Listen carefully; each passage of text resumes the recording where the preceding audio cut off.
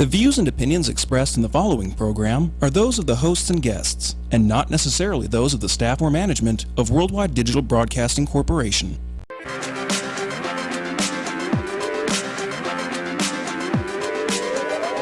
she's walking the red carpet or doing interviews, you'll find her with celebrities and all the latest news.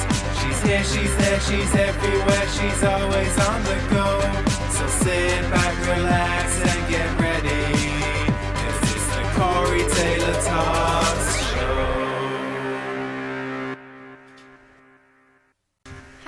Hello everybody, and welcome to Corey Taylor Talks, live from Las Vegas, the #1 teen talk show. Happy New Year. I hope all your holidays were amazing. I haven't seen you guys since the end of November, so I'm really excited to be back and doing this and kicking off the new year and kicking off good and having a great time. And 2018 is going to be a great year. Absolutely. And because I wanted to start it off right and positive and happy and really make this year a good one, I have the fabulous Laura Hallett with us. And I've known Laura literally before I was born. And she's just the most incredible woman. And I mean, everything you do is amazing. Thank you. You're such a positive joy, and I mean, you can really, I feel a lot of people, you can feel their energy and stuff when you meet them and you see them, and you can just feel that you radiate all positive and how happy you are. And thank you. You're just amazing, and I adore you, so I'm so happy Same to have here. you on. Thank you. So why don't you tell people a little bit about what you do, because you do a lot, Yes. and you're very busy. So why don't you explain a little bit about what you do? Hey, so I'm a licensed minister with Centers for Spiritual Living. It's a nonprofit spiritual organization that has 450 different branches all over the world. We're Wow. in the United States and Canada mainly, but we are also in Russia, Ukraine, Kenya, parts of Europe, different countries in Europe, Costa Rica, Mexico, and we have lots of affiliated chapters there. And it's a teaching organization that was founded in the early 1900s by Ernest Holmes, and has developed into a church, but also mostly a spiritual organization. And so a main focus of our organization is the education part of it, and that's a big part of my job there. As a former teacher, I'm have been contracted to create curriculum, spiritual education classes for people to enhance their lives. And so that's a big part of what I do is create the classes, teach the classes. I also speak. We have Sunday morning services and Wednesday evening services, so I do a lot of that. I'm affiliated with our local chapter here, which is Center for Spiritual Living Greater Las Vegas, which is housed over off of Harmon near UNLV. Okay, cool. We have 3 branches here in Las Vegas. I'm also a minister with an online education and music ministry called Oh My God Live, which presents classes online, and they write their own original music. It's called Metaphysical Nerd Rap, and so it's a wonderful way of giving an upbeat message through music, and so I really enjoy working with them also. How awesome. And so that's the main thing that I'm doing right now. I've been speaking in quite a few places in St. George, Las Vegas. I've got a few others coming up in the next couple of months, and I'm getting ready to launch 3 original classes that I've created Wow. here at our center. So. That's awesome. Oh my you. goodness, how cool. Like I said, super busy. I couldn't True. even imagine. True. Yeah, thank you for taking your time out to do this. Oh, my too, pleasure. Because My we're pleasure. super excited. And so kind of how I was saying, it's January 2nd, so we're straight into the new year. And, 2017, there were some great things that happened, but unfortunately there was a lot of negative things. And I think a lot of people tend to focus on the negative, unfortunately. And it was a tough year for sure. So what are some things that you could suggest to make this 2018 a more positive year and everything? Because I think we need a fresh start with Absolutely. everything. We have our spiritual practices, and we have 10 major spiritual practices that we use. Meditation is one of our primary spiritual practices. I teach a class called Meditation is More Than You Think, which explores about 30 different types of meditation, from movement meditation, breathing meditation, to mindfulness and so forth. Meditation has been one of the key factors in my transformation. It has allowed me to find that calm place within myself where I can connect with my higher power, with that universal intelligence that's out there that always wants the good and knows exactly what we need when we need it. And it's good pleasure to give it to us. And so through meditation, I'm able to connect with that higher power on a daily basis. And so that's been a big one for me. The other practice that is primary in my life is forgiveness practices. Because forgiveness is the one that will get rid of all the stuff that came from the past. It allows us to release it. And primarily in that practice of forgiveness is forgiveness of ourselves. Because we need to focus on, we all do things that we didn't want to do. We all have things that we wish we had done differently. We all have things that we regret. And sometimes we beat ourselves up for it. Right. And so allowing ourselves to do a concentrated, consistent practice of forgiveness allows that stuff to be released out of our lives. And so those are two of my primary ones. We have, like I said, there's 10 major ones that we use, including prayer, gratitude, sacred study. We study spiritual text, and all of the more contemporary books on how to change your life. Wayne Dyer's and Michael Beckwith, Michael Singer, some of those books that are out right now that are current on the market that are just absolutely fabulous for getting you out of those stuck places and moving you into a life that's amazing. Wow. So very cool. Yeah. And now I know we were kind of talking about this a little bit earlier.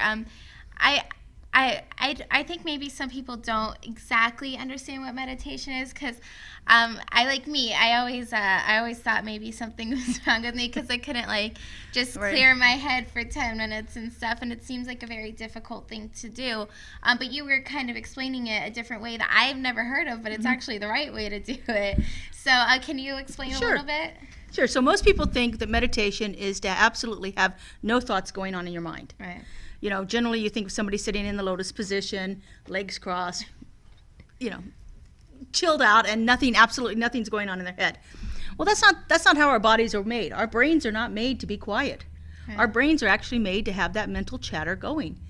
And so what we believe true meditation is those pauses between the thoughts.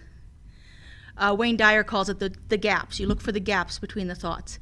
It's the idea of those moments when that infinite intelligence has a chance to come through because our mind isn't going. And so what true meditation is, what the goal of meditation is to extend those gaps. Right. Is to make those gaps just a little bit longer and a little bit longer. I study a man named Joel Goldsmith who was active in the 50s and 60s. And he would spend 8 to 10 hours a day in meditation. But he said he only ever truly meditated, was in that true space of meditation for 20 to 30 seconds at a time. And that was after 20 or 30 years of practicing. Wow. So he said if the person that can get up to a minute of that pause between the gaps are those gurus, those true people that have dedicated their entire life to the practice of meditation. So what you're looking for, again, is those little tiny pauses between the thoughts. The thoughts are going to come in, and so they let them come in. Because if we resist them, then we get all worked up over it. Right. Say, oh my God, I can't think about that, I can't think about that, I can't think about that. But then that's just worse. And so we notice the thoughts, we're aware of the thought that comes in, we notice it, and we just kind of let it float away. Just let it, okay, thank you, and let it float away. If it's something that really won't go away, what I do is when I meditate I keep a notebook next to me. Okay. And so I'll just jot it down. And once I've put it on the paper, then my mind clears. And then I don't have that chatter of that particular thing going on, because I've paid attention to it, I've recognized it, now I can let it be until I come out of the meditation, and I can then deal with it if I need to. Right. Very cool. And so like I said, there are so many different ways of meditating. One of my favorites is to walk, to do a meditation while I'm walking. Okay. Well, you can't be totally zoned out when you're walking. Otherwise, you're tripping over everything. Right. Even if it's a safe walk, you gotta be Right. partially paying attention. But so again, it's just allowing those pauses between the thoughts as they're coming in to just let those develop. And so Interesting. yeah. Very cool. And yeah, so I think that's more of a responsible way to think about it too, because honestly I'd never really thought of it that way. I always, exactly like you said, like you're sitting on the yoga rag and you're like Yeah, oming out, yes. Yeah, exactly. Yeah. So no, that's awesome, and I think that's more doable for people. And I always, everyone's told, and I think it's a known thing, but it's hard to do when you think of it that way. But your way, I think it's so much easier. Meditation's so important, and Right. it is. It's really finding yourself and the higher power and everything. And I really think that's an amazing thing. So I think that's cool that you're teaching that and Thank you. showing there's an actual way to do it. Well, that's it. Because if you're thinking you're doing it wrong, well, then you're beating yourself up again. Right. And that's not going to get you Ruins the anywhere. whole point. Exactly. It ruins the whole point of meditation if you're going to beat yourself up. So, look for those moments when you can be quiet between the thoughts. That's the main thing. Yeah, absolutely. And like I said, there's all kinds of ways to do it. So. Very cool. And then also, something I wanted to bring up too is you're, like you said, the forgiveness.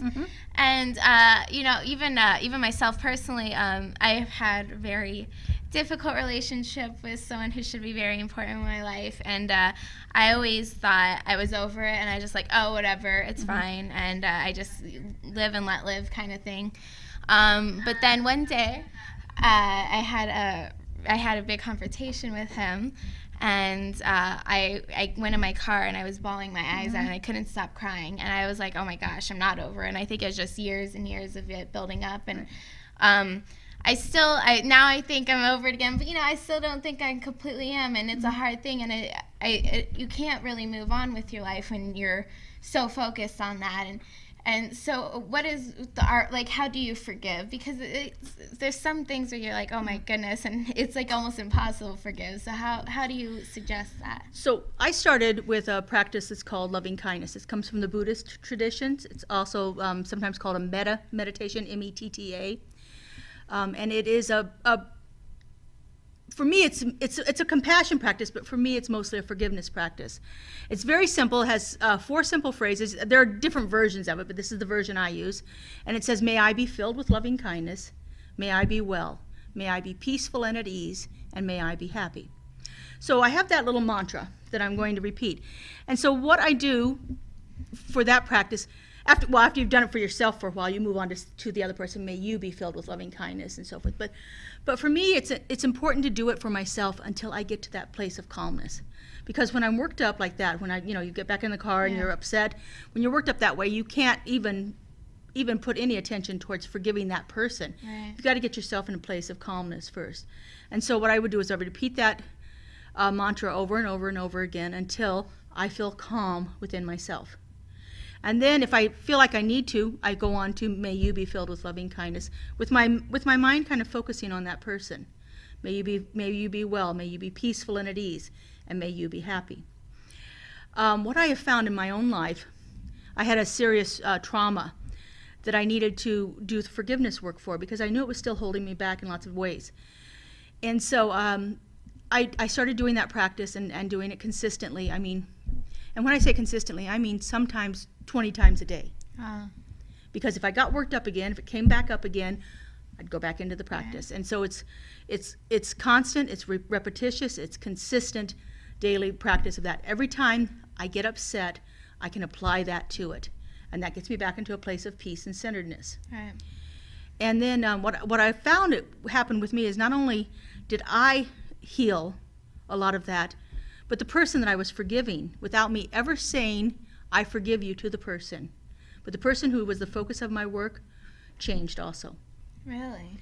Because one of our beliefs in this philosophy that I practice is that there is only one life. That life is that infinite intelligence, that divine creator, that one life created everything.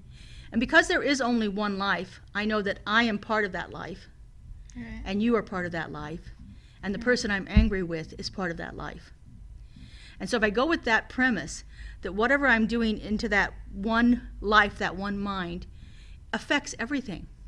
Yeah. We are so interconnected in this world. You know, it reminds me of that movie Avatar with the roots, where everything is connected. We are so connected through this, like you said, energetic kind of quality that is out there, that whatever I do for myself has to make an effect around me. Yeah. And so that's one of my main practices. I recently read a book called The Book of Forgiving by Archbishop Desmond Tutu and his daughter. And it's a lot about their experience in healing the South Africa after the apartheid. So after all of that they went through. But it also talks about forgiveness of people practicing forgiveness in other countries as well. But one of the things that he says in there that is so powerful for me was, there is no one that cannot be forgiven, and there is nothing that cannot be forgiven. Yeah. And so if we go with that basic premise that everyone out there is worthy of that act of forgiveness, and there is nothing that is so bad that we can't forgive it.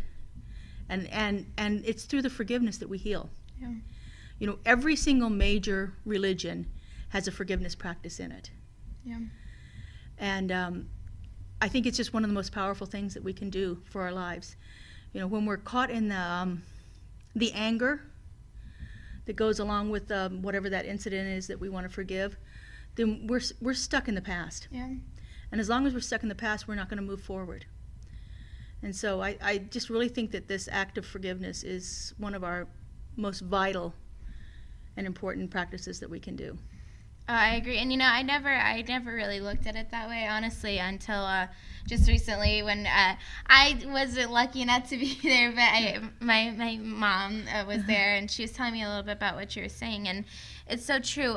You get caught up and you can't focus on anything else, and a lot of my life revolved around this trauma, or it wasn't really, but my whole childhood and stuff with him, and I always never could forgive it, and I still am not there completely, I don't think, but I think it's a really good thing to start, and I really, really want to start working on it, because that's how you move forward. Absolutely, So. absolutely.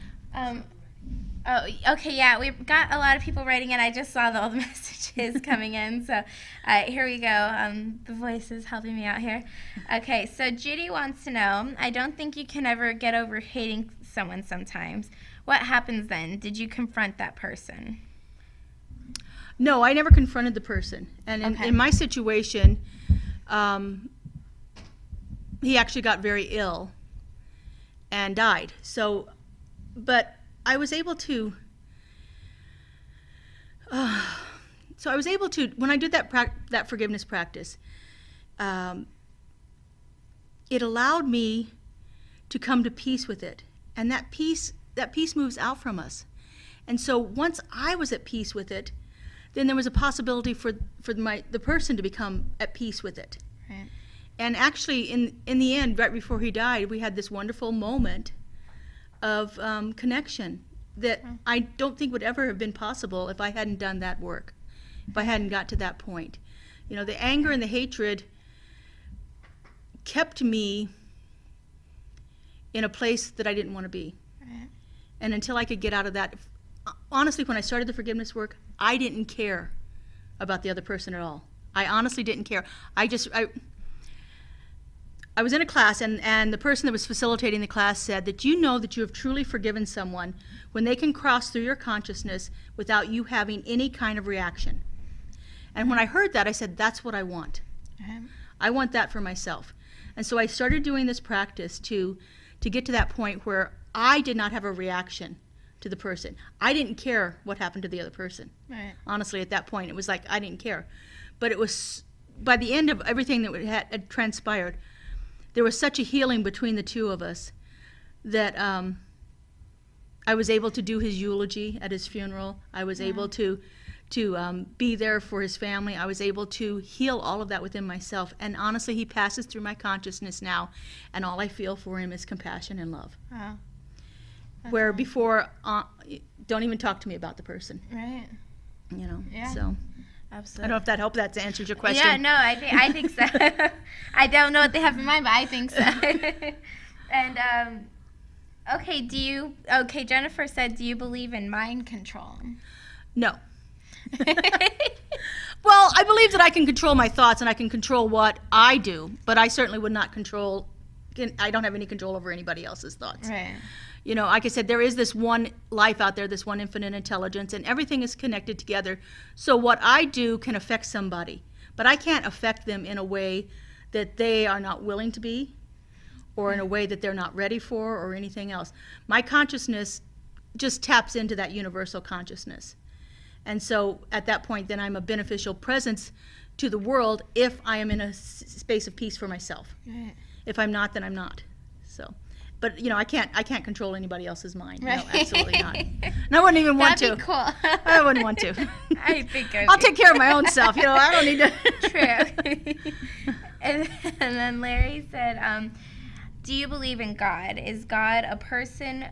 Do you really think a person like a child molester or a mass murderer should be forgiven?"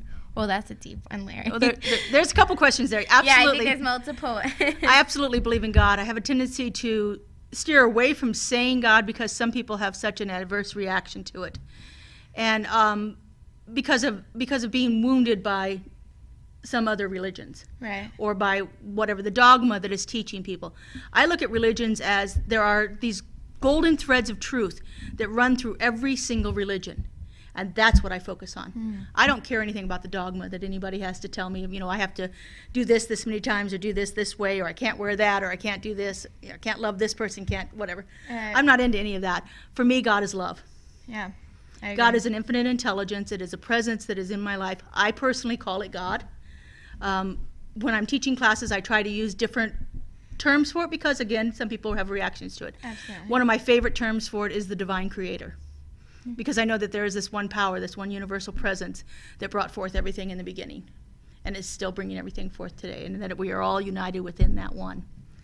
But, Yeah. yes, I do believe in God. So, that being said, mass murderers, child rapists, yes, they are worthy of forgiveness. Yeah. There's an idea that I've worked with a lot that if a person could have done better, they would have done better. In my mind, there is absolutely nothing that is unforgiven because everyone is doing the very best that they can at that moment. Nobody chooses to go out and become a serial killer. There are circumstances in their lives that have brought them to that point. Yeah. I'm not justifying what they did. I'm not excusing what they're doing. I don't condone it, but yes, they are worthy of forgiveness, no matter what the issue is. My personal issue happened to be about child rape. And so I worked through that process and was able to forgive that. So. Yeah, that's amazing. It really is. And then John said, "Are you a healer? Can you kind of hypnotize yourself into healing?" No, I'm not a healer. We don't believe that there's anything to heal. We believe that there's a universal truth out there. And so what our job is to do is to reveal that truth, to bring that truth into somebody else's awareness, that this is the truth of being. So I don't heal anyone, but I do reveal truth. You know, we have universal truths that we believe in, that God is eternal, immortal, everlasting. So there is no death. There is a continuity of life, a continuity of existence, whether that's coming back in reincarnation or whether that is moving on to the next evolution of our soul. I do believe that that is absolutely possible in there. So what was the second part? Can you hypnotize yourself into healing? No, I don't hypnotize myself. I wouldn't even know how to do that if I tried to. No, but I do get a very quick realization of truth. A couple years ago, I was given a cancer diagnosis, and I had about 2 hours, maybe 3 hours of kind of panic, kind of pretty much spinning out. This is not, you know.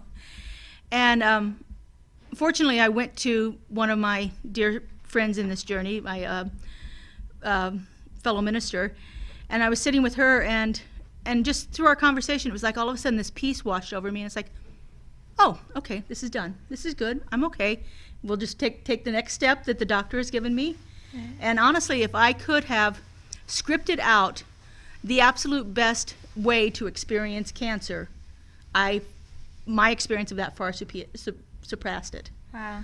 It was absolutely just, it was done. In fact, I just was at my doctor last week, and I'm on year 3 of the 5-year protocol for, cancer thing, and she goes, you are at such a low risk for reoccurrence of this. She goes, I have no worries about you whatsoever.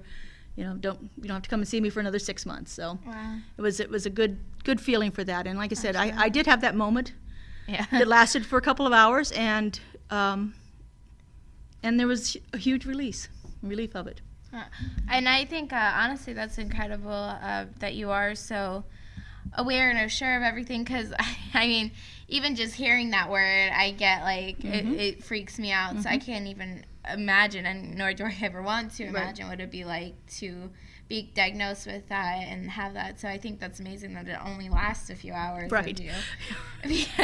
Yeah, so, I mean, really, I mean, that just right there should show you everything. So that's awesome. Thank you.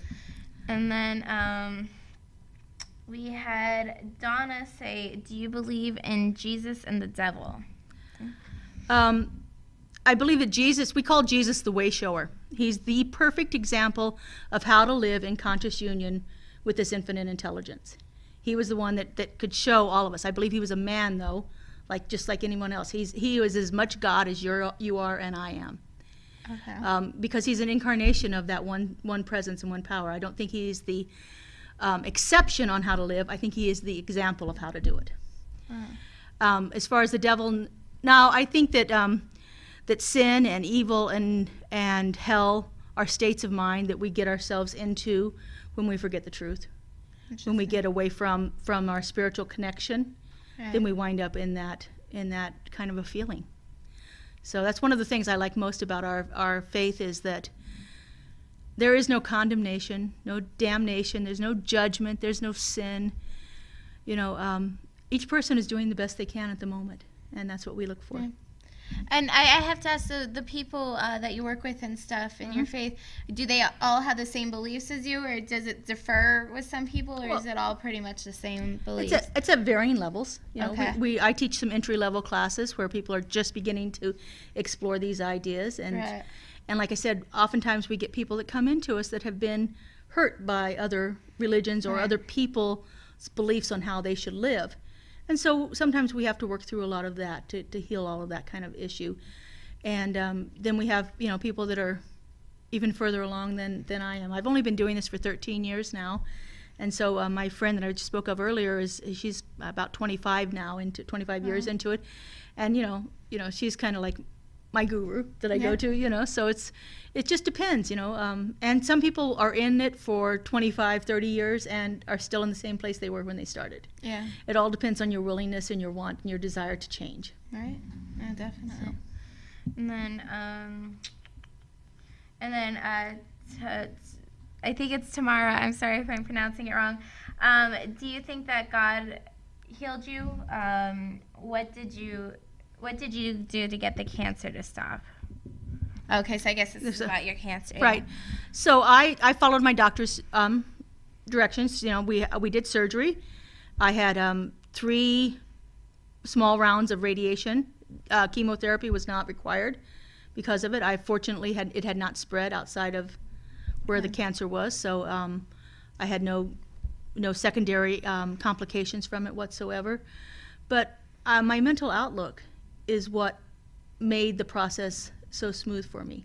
My connection with spirit and the truth that I knew more than on an intellectual level, that I had actually had other experiences to bring me to that place of knowing that this is it. And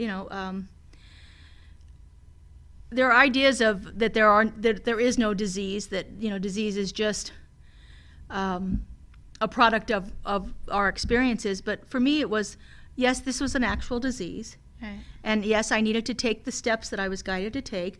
With everything that the doctor said to me, I went within, I checked in and said, okay, does that feel right? And fortunately, everything did feel right, and it was a good process for me to go through. So. That's awesome. And then, someone asked too, do you celebrate like holidays like Christmas and Easter and everything like that? Sure, yeah. I just did New Year's Eve. We did a wonderful releasing all kinds of stuff that from 2017. I took people through a process of releasing, and then we did a celebration and intention setting for what's coming in for New Year's. We have a Christmas service. We don't always, like I said, focus on that it's all about Jesus coming in to save us. For us, it's a celebration of this magnificent occurrence that brought this wonderful person into our lives. It's not about the only Son of God, those kind of aspects. So we celebrate Easter. We don't look at the resurrection as Jesus dying for our sins, but this was the next step in his evolution.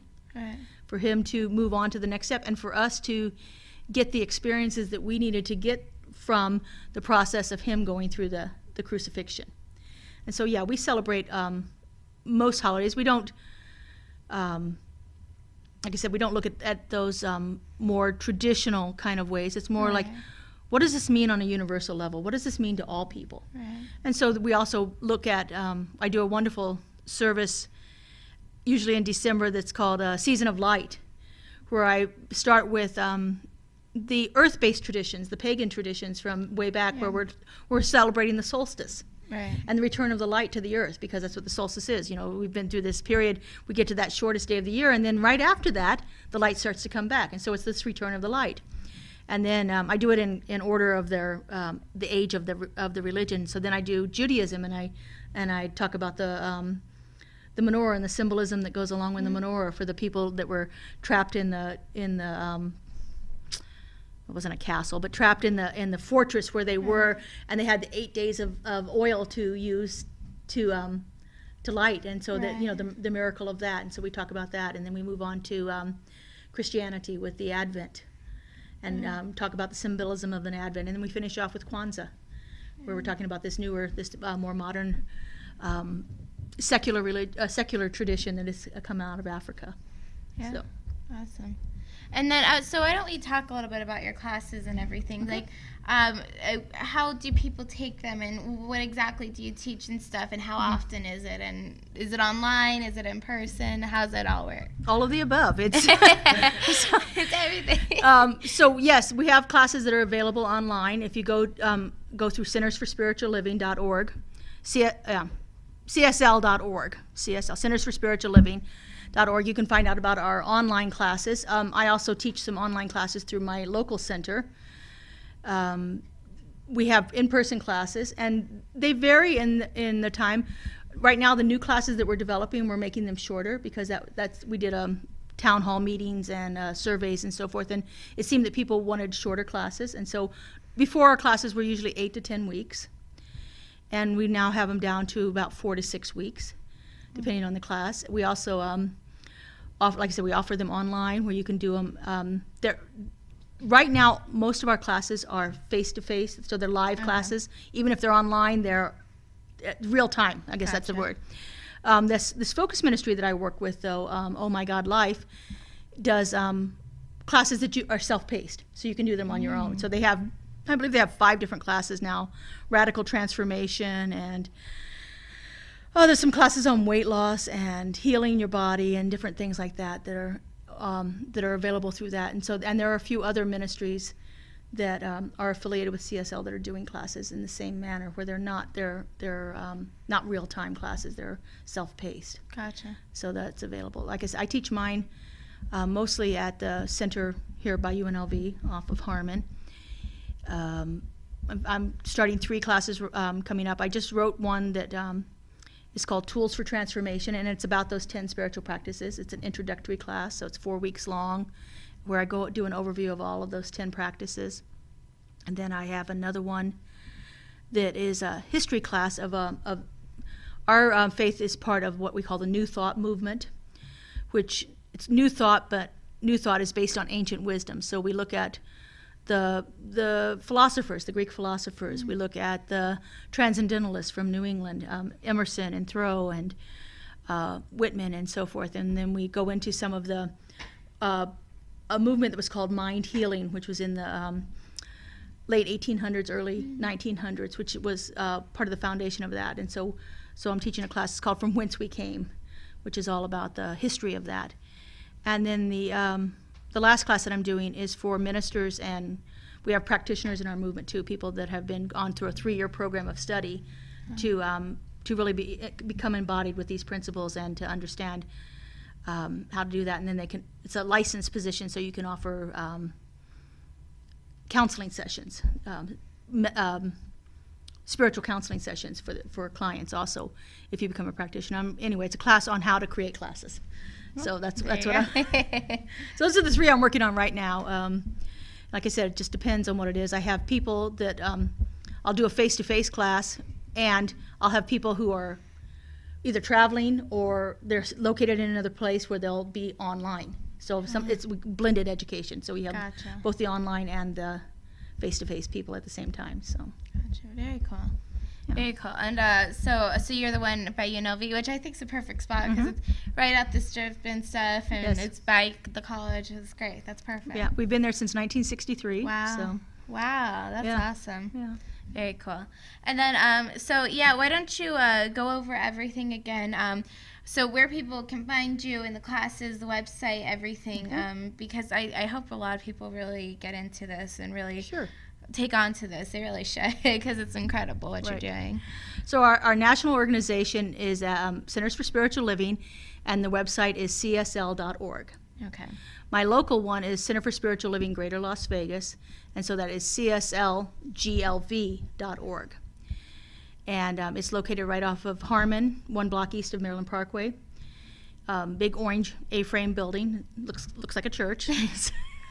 And we have classes there and so forth that we teach. And then you can actually stream our services. If you go to our website, you can get a live streaming of all of our services are streamed through there. And so that's a way of getting that kind of information too. So very cool. Yeah, well, thank you so much for being on. I really learned a lot, and I really hope this will help people with 2018. And I really think the forgiveness, healing, and I'm going to try and do meditation now. Absolutely. I might suck at it at first. We'll get there. It's always, I love the YouTube meditation. So if you need any help, those are always good. Get a guided meditation off of YouTube. That's always a really good way to start. Yeah. Because you've got the structure of the guided meditation to help you out. Yeah, there you go. And just don't freak out if your mind's wandering. Yeah, I think it might. We'll get there. We'll get there. That's right. But I really, really thank you so much for being on. Well, thank you for inviting me. It was an honor. Oh my goodness, of course. And I love her, and like I said, I grew up knowing you. Absolutely. So I mean, it's really cool everything that you're doing. I'm really happy for you. And so I'm so happy this is how we started off the new year. And in the next couple weeks, we'll be having what's the voice? What's the name of the? A Flying Fur? Paul from the Flying Fur Foundation. It is the Flying Fur Foundation. Okay, so we'll have Paul from the Flying Fur Foundation, which actually they just did a huge viral YouTube video about him and everything, and he helps rescue animals thousands of miles. Flying Fur Animal Rescue. But he helps rescue animals, a lot of dogs, cats, rabbits, everything, and he helps that are about to be euthanized, and he takes them across country to a family that wants them and stuff. And I mean, he's really amazing, and I'm so honored to have him on. We'll have the ladies from Morning Tea with the Queens. And then we also, I just got back actually from this really cool place. It's called Friends of the Wild, and it's new, and it's literally like attached to the downtown container park, which I love that place anyways. Downtown area is just so cool.